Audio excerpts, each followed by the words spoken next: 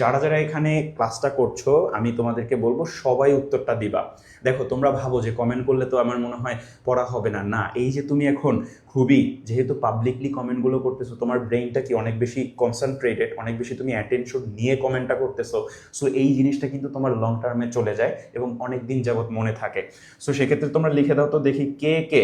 নাহিদ তুমি দেরি করেছো, কোনো প্রবলেম নেই, তুমি এখন থেকে উত্তরগুলো দিতে থাকো। প্রিয়াঙ্কা বলেছো বি হবে, ওকে প্রিয়াঙ্কা আমি দেখবো বি হবে কিনা। জেরিন বলেছো কি বি হবে। আমি তোমাদেরকে বলে দেই ভাইয়া, যখন একটা ইউনিভার্সাল ট্রুথ থাকবে ওই সেন্টেন্সটা সারা জীবন কোথায় হবে বলো তো? প্রেজেন্ট ইনডিফিনিটে হবে। আমরা কিন্তু টেন্স যখন পড়তাম তখন একটা এরকমের প্রেজেন্ট ইনডিফিনিটে একটা লাইন থাকতো না, ইউনিভার্সাল ট্রুথের ক্ষেত্রে সারা জীবন কি প্রেজেন্ট ইনডিফিনিট ব্যবহার করতে হয়। সো সেক্ষেত্রে প্রেজেন্ট ইনডিফিনিট কোনটাতে আছে দেখো, আমার এ অথবা বি অপশন হতে পারে, রাইট?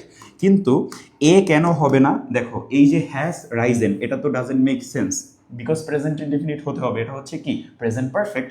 আর রোজটা কি পাস্ট হয়ে গেল, সো পাস্টও তো এখানে হবে না। এর জন্য কিন্তু আমি এই দুটো অপশনকে কি করতে পারলাম ভাইয়া, কাটতে পারলাম। এরপরে দেখো এই যে এটা, এ কেন হবে না?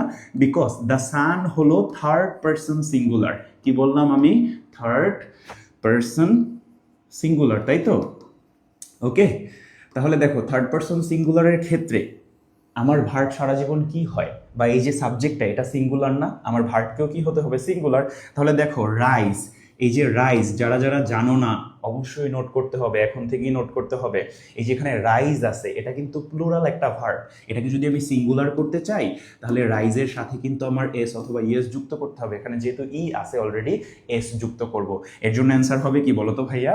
রাইজেস হলো অ্যান্সার। যারা যারা অ্যান্সারটা দিয়েছো সবাইকে ধন্যবাদ। আমরা একটু পরের কোয়েশ্চেনটাতে চলে যাই।